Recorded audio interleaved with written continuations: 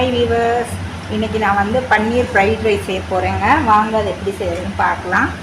First வந்து ஒரு 5-6 பல் நல்லா தட்டி வச்சுருக்கேன், அதை மேலே சேர்த்துக்கலாம். அதிலே ஒரு வெங்காயம் சேர்த்துக்கலாங்க. இது வெங்காயத்தில் கொஞ்சம் உப்பு சேர்த்துக்கலாங்க. நான் ஏற்கனவே சாதத்தில் கொஞ்சம் உப்பு போட்டு தான் வேக வச்சு வச்சுருக்கிறேன்.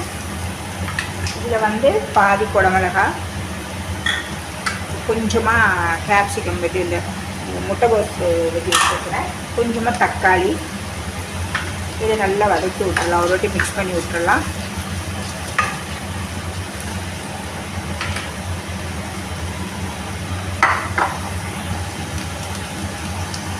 இதில் நம்ம காரத்துக்கு தகுந்த மாதிரி தனி சில்லி பவுடருங்க,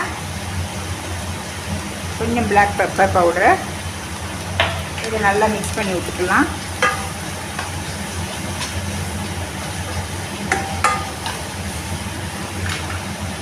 இதில் வந்து கொஞ்சமாக வினிகர் விட்டுக்கலாங்க.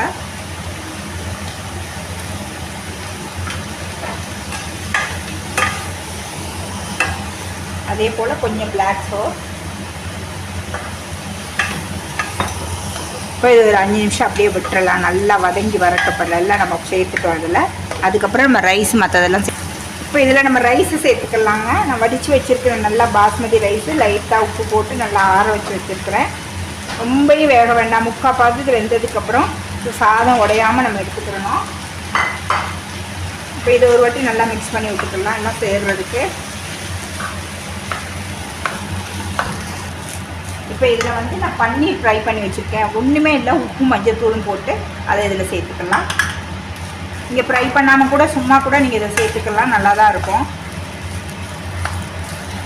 அவ்வளோதாங்க, ரொம்ப ஃபாஸ்ட்டாக முடிஞ்சு பாருங்கள். ரொம்ப ஃபாஸ்ட்டாக பண்ணிட்டேன் நான். ஏற்கனவே எனக்கு லேட் ஆகிடுச்சு, வெளியே போயிட்டு வந்து கடகடான்னு எல்லாம் கட் பண்ணி வச்சதுனால ஈஸியாக பண்ணியாச்சு. ரொம்ப டேஸ்ட்டாகவும் நல்லாயிருக்கும். சுட சுட சாப்பிட்டிங்கன்னா கொஞ்சம் டொமேட்டோ சாஸ் பண்ணி செஞ்சு பாருங்கள். வீடியோட எண்டுக்கு வந்தாச்சுங்க. தேங்க்ஸ் ஃபார் வாட்சிங். லைக் பண்ணுங்கள், ஷேர் பண்ணுங்கள், கீழே உள்ள பெல் பட்டனை ப்ரெஸ் பண்ணுங்கள். நெக்ஸ்ட்டு ஒரு வீடியோவில் உங்களை மீட் பண்ணுறேன்.